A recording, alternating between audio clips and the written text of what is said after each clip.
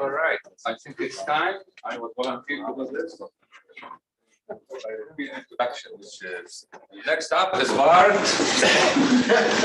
The Americans dwell on, saying more things. So Bart, it's yours. Thank you. So I'll talk about symmetries. I will give you an idea of how symmetries are or can be used in SAT, and specifically about proofs for showing that techniques such as symmetry breaking are actually correct, so how you can prove it. And since this is about bringing theoreticians and practitioners together, I tried to add some challenges in here for the theory people and some meat for the practitioners. And one of the things that I'm doing is, well, for theoreticians, NP is a difficult problem. Practitioners came along and they solved it. Now, what I noticed as well on the theory slides is there's always these nice pictures with all the different proof systems, and on the top there's extended Vrije, and there's nothing beyond. And I'll show you a rule, the dominance rule. It's not clear that this can be simulated by extended Vrije. This is a question to be resolved by the theoreticians, but so were it's implemented in a practical proof system. So the practitioners come along and they say, well, you have this nice picture. Let's, forget about it. Let's go higher, or let's try. And so there's I think on my last slide, there's a concrete challenge for you guys to resolve. But so I'll talk about symmetries. I said I will not explain what SAT solving is about. I will not have to convince you anymore of why you need proof logging. I think the previous speakers today have done a very good job at convincing you of that. But I'm interested in symmetries, and they're very simple things. They're permutations of literals with two properties. On the one hand, if they map the negation of an atom to the negation of what they map the atom to, so they commute with negation, they respect negation, and they preserve the formula. So if I apply the symmetry to my CNF, then I get the same CNF again. These are also called, this condition is also called often syntactic symmetries. You can go beyond that, but in practice, people usually focus on syntactic symmetries. Yes? I understand that the number of satisfiable, the number of actual solutions might decrease if you apply sigma. So if we apply sigma here, we get exactly the same formula again. So nothing changes. But what we're going to do is we're going to add later on extra clauses that break the symmetry, that remove some symmetric solutions. Okay. So very small example. There's a formula here, a CNF. This is how I denote my symmetries. As A is mapped to B, B is mapped to the negation of C. So you can map atoms to literals. Negation of C is mapped to D, and then back to A. And at the same time, X and Y are swapped. And then, of course, because the negation has to be respected, some more things happen. I claim this is a symmetry of F. If you want to check this, you apply the symmetry, replacing A by B, and so on. You get this, and you can see the colors code that this is exactly the same formula. Okay, so nothing special happening here. Symmetric problems, sometimes they are problematic for CDCL solvers. Well, we've seen enough examples of pigeonholes, so we all know that. So the question is, what can we do with them? What can we do with symmetric problems? I'll first give a little bit of an overview of different methods to handle symmetries in SAT, and then I'll explain to you what how we solve this problem in VeriPB. I'll give a quick introduction to the VeriPB proof system. I will not go too much into detail about the symmetry breaking, but I have more backup slides than actual slides. If you are interested in that, we can talk about it for a long time, and I'll conclude. So symmetry in SAT. So people who are at the actual might have seen this slide already. There's an overlap between the presentation of them, but I'll give an update. There's updates in there, so novel things are coming. First of all, I will categorize symmetry handling methods into two categories. Static, these are things, think preprocessors that you can combine with any solver, and dynamic, that's deep integration in the solver, doing things during search. And on the other hand, I have a characterization in breaking methods. So methods that can actually remove solutions, and non-breaking methods. These are methods that preserve all solutions, but still do smart things with the symmetries anyway.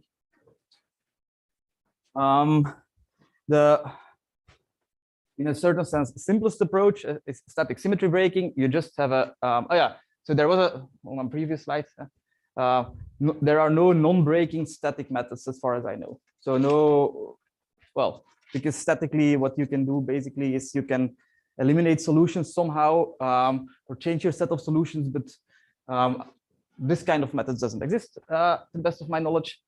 The simplest type of methods I would say are static symmetry breaking methods, so preprocessors that add new clauses to eliminate certain solutions. Preferably, you only keep one solution, one candidate of each equivalence clause, but it's not easy to achieve. And this started out a long time ago with Shatter. And Break It is an improvement that we developed on top of Shatter. And I'll tell a little bit of a story here. When we were developing Break It, well, actually, before we were developing Break It, we were working on methods that will appear somewhere here. And Shatter was constantly outperforming us on certain instances, in particular on pigeonhole problems. And it was always breaking the problem completely, and this was wonderful. But we wondered why. Why is it working so well? And why, when we slightly change the problem, does it break? And the slightly changing here only boiled down to changing the variable order. So we were not even really changing the problem, just different variable ordering, and it broke completely. And we analyzed this. So we started from a why question. Some might call this science. We started from a why question, and we said, okay, what's really going on? And it turned out that what was showing there was something known as row symmetries in constraint programming that were occurring. And it was known there that if you have the right type of symmetries and the right structure in your symmetry group and the right order on the variables, if these two match, then you can break a group completely with just a very small number of generators. Yeah. But if you take the wrong variable ordering, then and you take the same generators and you just post-select leader constraints as well, this doesn't work anymore. So this is how we got from Shatter to Break It. That's the main improvement where we're actually detecting the structure and making sure everything is aligned. The order, the generators, and the order and the generators. These are the most important things. So the idea is simple, namely add new clauses that exclude an assignment alpha if its symmetric variant is smaller, lexicographically smaller, given some order on the variables. That's the core idea of these methods. Then there are dynamic breaking methods. The idea of local symmetry breaking is very similar to this global symmetry breaking, but on subformulas after some choices have been made. Methods that do asymmetric branching. They don't really add extra clauses, but they branch in some asymmetric way. And then there's effective symmetry breaking, and actually also submodular symmetries and submodular cuts, which have a sort of propagator that will add some symmetry breaking methods on the fly during search when it seems to be useful for the solver.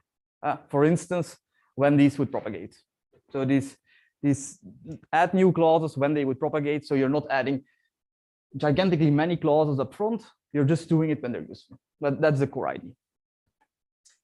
And then there's dynamic non-breaking methods.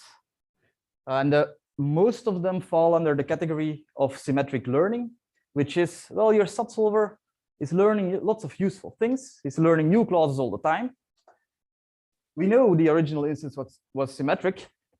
If your SAT solver is not doing crazy things, say is only learning implied clauses, then actually, if you just take the symmetric variant of one of these implied clauses, it's again implied.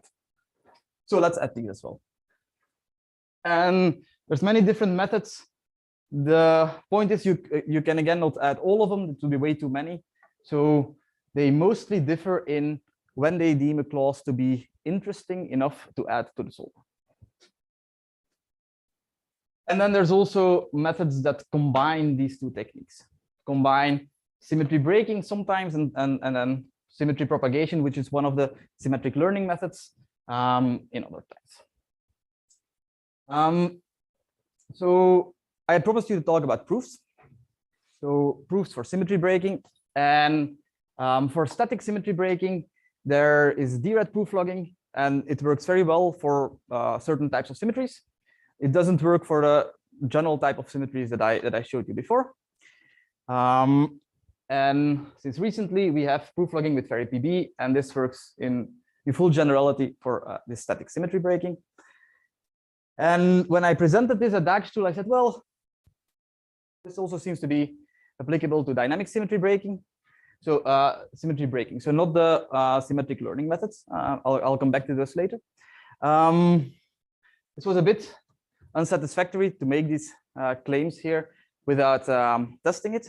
So after that, when I went back to Brussels, I gave my master student, one of the master students in the course I'm teaching, as his project assignment. He was supposed to do this dynamic symmetry breaking, and so it worked out. So we have a working version now of these effective symmetry breaking predicates. And the nice thing is, he had kind of, I mean, he's a very good student, but he had a difficult job in getting it to work completely. And the reason turned out in the end that there were 1 or 2 bugs in the implementation that were messing up his proofs. So when I say 1 or 2, one of them, we're not really sure yet that it can actually trigger into breaking a concrete instance, but the other one we have confirmed that this is, the other one was just some extra condition that was not present in the paper that was added there, and we can break. We know how to break it, how to make the solver fail there. So so this again shows the benefit of adding this type of proof logging, but it also shows that it's, I mean, once these techniques are out there, it's not too hard. This is a 6-credit course that he was following, of which 25% was his project assignment. So he couldn't have spent weeks and weeks and weeks on it. And he took a solver and he just added it, existing solver, he added it, and it works out with VeriPB proof logging. So this was very nice. He was a very good student. I don't think any student can do this. And then there's symmetric learning. There's also quite recently there's proof logging for it. It's in a certain sense you could say it's a bit special purpose. It has a special it has knowledge of what symmetries are, and it's rules to derive symmetries and to apply them. So it's really focused, tailored towards the symmetric, towards using symmetries. On the other hand, VeriPB, as I'll show you the rules, doesn't know about symmetries. The only thing about it knows of is rules similar to DRED. And it has witnesses in there, which are slight generalizations of assignments, but I'll come back to that. So it's still an open question. Could we do this specifically without a specific rule that needs to know about symmetries in sort of a more general proof system? So VeriPB.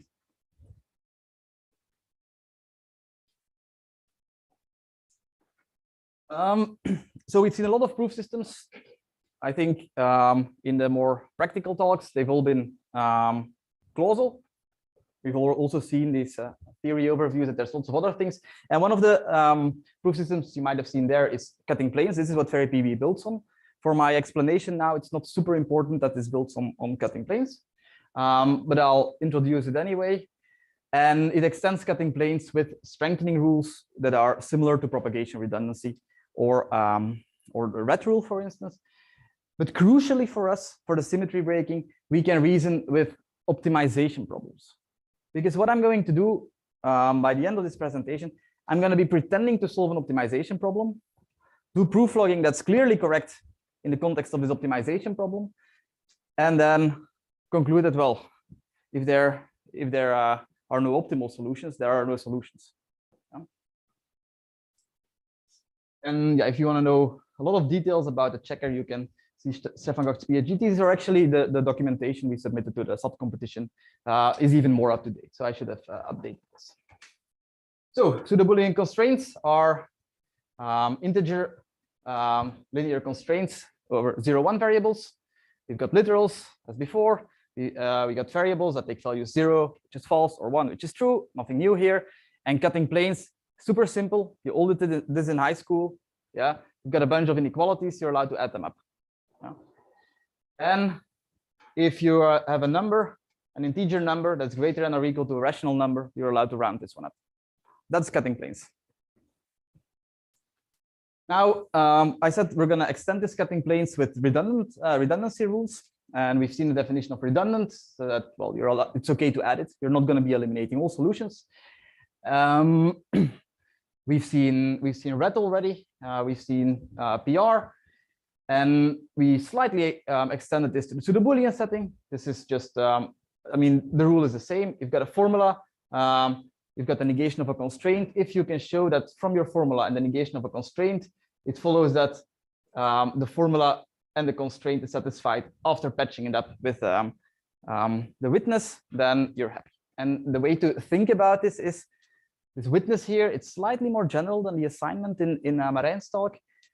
It's allowed to map variables not just to 0 or 1. It's not just an assignment, but to other literals.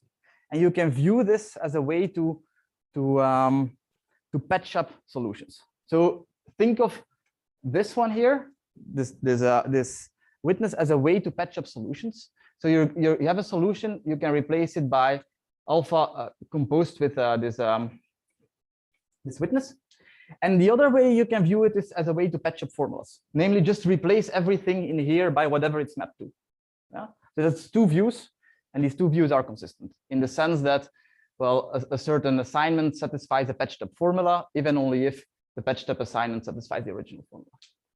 So what this rule is telling me is that if I have a solution for the formula that violates C, then the patched up assignment satisfies F and C. So that's the essence of the rule. That's the essence of propagation redundancy. That's the essence of red. They just differ in how they allow patching.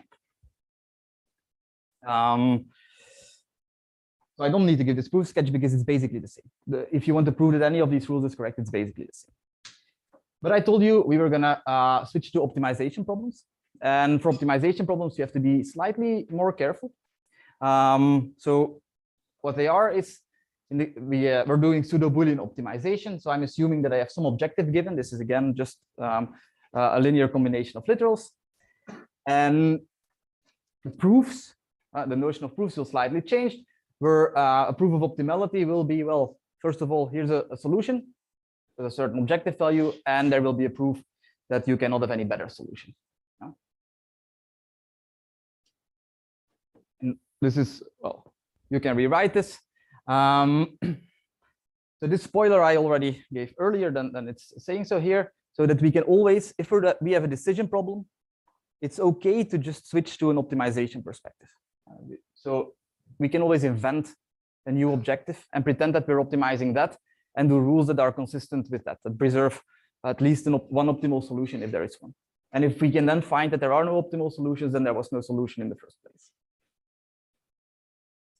So if you're doing proof logging for optimization problems, so you need to be a bit careful about what you're doing. You don't have to preserve at least one solution, but you now have to preserve at least one optimal solution. So if you want to add a clause to say that it's redundant, it must preserve at least one optimal solution. You definitely want to exclude any types of rules that would just eliminate all optimal solutions, but keep a very bad one instead. Standard cutting plane rules, they're okay because they can only derive implied constraints, so nothing can go wrong there. What we're going to do is, as soon as we find a solution, we allow deriving an objective improving constraint that says, from now on, I'm looking for better solutions. Because remember, the proof consists of two parts, claiming here's a solution and showing there's no better solution. So if you think of this as a linear sub-unsub search, you're allowed to log solutions now and then. And every time you log solutions, you get a model improving or objective improving constraint. And in the end, you're going to be able to show unsub from that constraint, showing that there is no better solution. And our redundance rule must not destroy good solutions. So we talked about this patching up. What I now want to ensure is that when I'm patching up, my solution doesn't become worse. So that the patched up solution is at least as good as the original solution. Remember, we're minimizing this objective here. So that's the only change you need to bring this rule to the optimization set. But what we noticed as well is that Yeah, so, okay. Here it is. So that we can be a bit more aggressive in case we have a very good witness, so a very good way of patching up. Namely, if you have a very good way of patching up, think optimization setting, if your witness strictly improves your solutions, then you don't even need to prove that C will hold in the patched up assignment. So here it is, and we call this a dominance rule. And this is the one that lies at the core of the way we can do symmetry breaking very efficiently. Namely, so what this is saying now is if I have an assignment that satisfies my formula, but not a constraint I would like to add, and then I patch it up, then I still have something that satisfies the formula and has a strictly better objective. And I'm not even mentioning the new constraint here. So I don't need to prove anything about a new constraint. So why does this work? Well, if I have such an assignment, it satisfies F but falsifies D, then I can patch it up. And after patching it up, I get a strictly better one. And either this one satisfies, so it definitely satisfies F because of this here, and either it satisfies D or it violates D. One of the two must be there. If it satisfies D, I'm happy because then I didn't destroy, then this alpha wasn't an optimal solution in the first place, so it's okay to destroy it.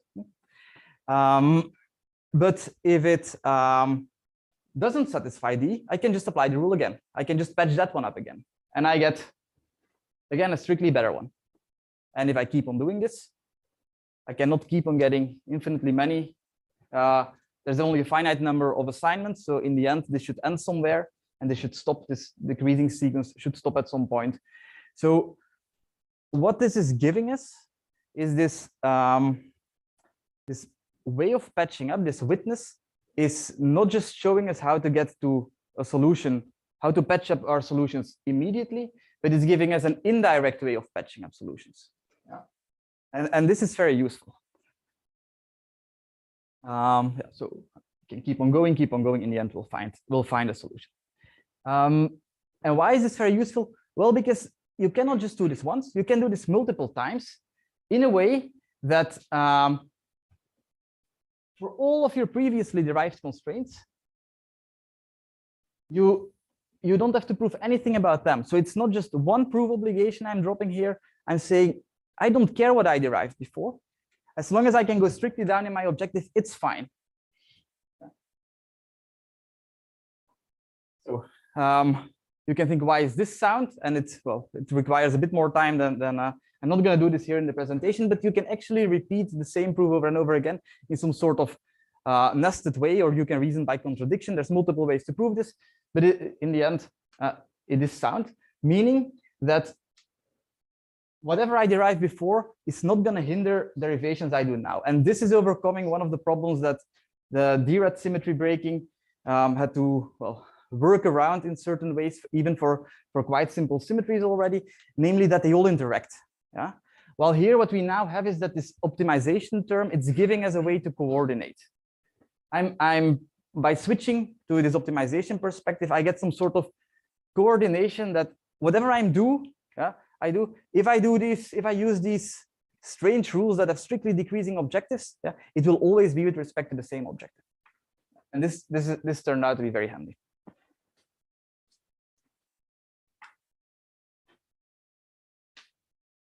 And there's more extensions in our paper. If you're careful, it's even possible to switch between orders during the same proof. But I will not give these details here. Yeah. Going back to the simpler version of this, I guess in that case, you gave this intuition that, oh, I can iterate omega in order to find a fix-up that actually meets the original definition of acceptable. Mm-hmm. Is that actually technically correct? And if it is, can you come up with a similar statement for the more complex form of this rule, which is from omega, I can build an omega prime that's acceptable not just under D, but under all the D that I was ignoring? Yes, so it's indeed correct. So if you apply omega here often enough, eventually you'll get to a solution. Yeah. And you could actually go back through your proof and apply all the omegas often enough to get to a solution. And if you do this carefully, but it's the reconstruction might be some work, but if you do this carefully, you can get there. Yes. I guess that's telling us really that like the original rule, like it might be hard to find the omega, but the original rule is somehow like complete here. It's just as powerful as this rule. And what do you mean by so? Are you saying this rule is No, with F and D on the right? With F and D on the right? No. Because your omega is not fixed. Your omega might depend on your so it's not okay. like I can if I know I have to apply omega 7 times. It's depending on alpha, I'll have to apply omega a different number of times, and then if you go to the next slide, it's you have to apply all these omegas. You basically you can find you can compose them in some way that eventually you'll get a solution, but it depends on your alpha. So that's the well. That makes sense. Yeah. Thanks. Okay.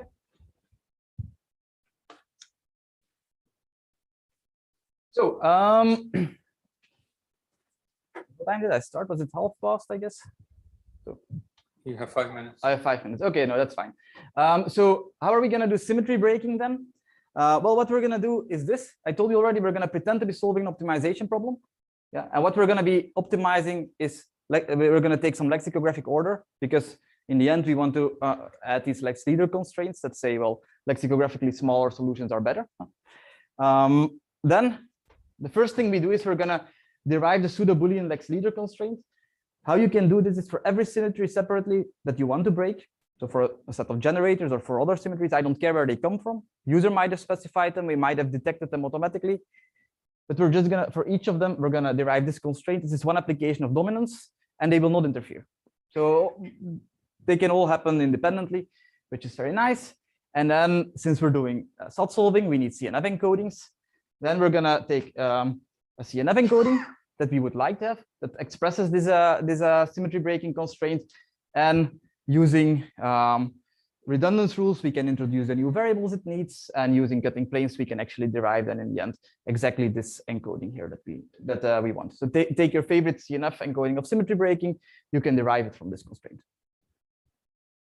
It works well, not too much overhead. Well, the symmetry breaking itself, there was almost no overhead of adding this type of proof logging. Verification of VeriPB can be faster still, has not yet been optimized, but I mean, it's feasible. I think this at least shows it's feasible. It's not the first time that we're seeing these graphs where there's a factor 10 slowdown. So this is, I think, a feasible approach. And yeah, so as I said, just one application of the dominance rule, your symmetry is the witness. So the symmetry that you're getting is just the witness you need for a dominance rule, and you're done, basically. Yeah. So the thing you have to prove here is that you go strictly decreasing in the order, yeah, but that will be exactly the negation of the constraint you want to add. So this all works out nicely. There's basically nothing to prove anymore. And so in a certain sense, it's surprisingly simple, because this has been a technique that was out of reach for a while. It generalizes well for arbitrary symmetries, for multiple symmetries, everything's independent. And so the clue was really switching to this sort of optimization perspective and not trying to prove how you're going to fix up your solutions, but showing existence and showing this indirectly. That was really the clue to make this work.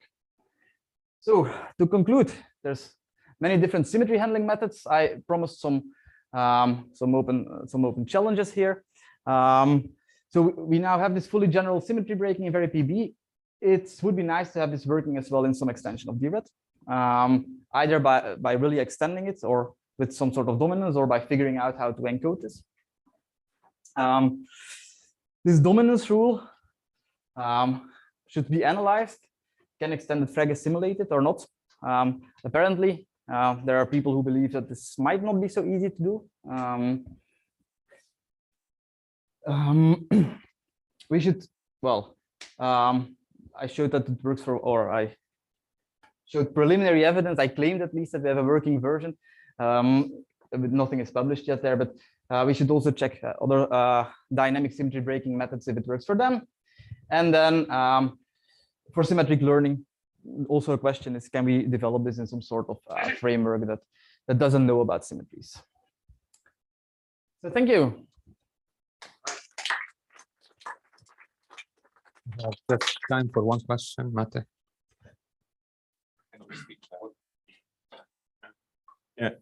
So is this really enabled mostly by the fact that you can have a witness that isn't just a solution, but is a renumbering of variables, right? Which is kind of what a symmetry is anyway. Mhm. So is that the key element? Because I mean, then you can just prove that there is at least one solution, which is just as good as an optimal, like, right? Because here you just encode it as if it was optimal, but honestly, all you need is just at least one. No. But so a crucial thing here is as well that if I want to break two symmetries, so if you want to break one symmetry, that works perfectly like that. So there's no problem. Then that's the only thing you need. If you have, if your symmetry is simple enough, but okay, one symmetry, sure. If you have two symmetries, then when you're trying to break the second symmetry, you're not going to be able to show that applying the symmetry once gives you a solution to your first symmetry breaking constraint. And then you will have to go apply this one again. So it's really this going down in the order that's kind of coordinating between breaking different symmetries. Very good. Thank you, Bart.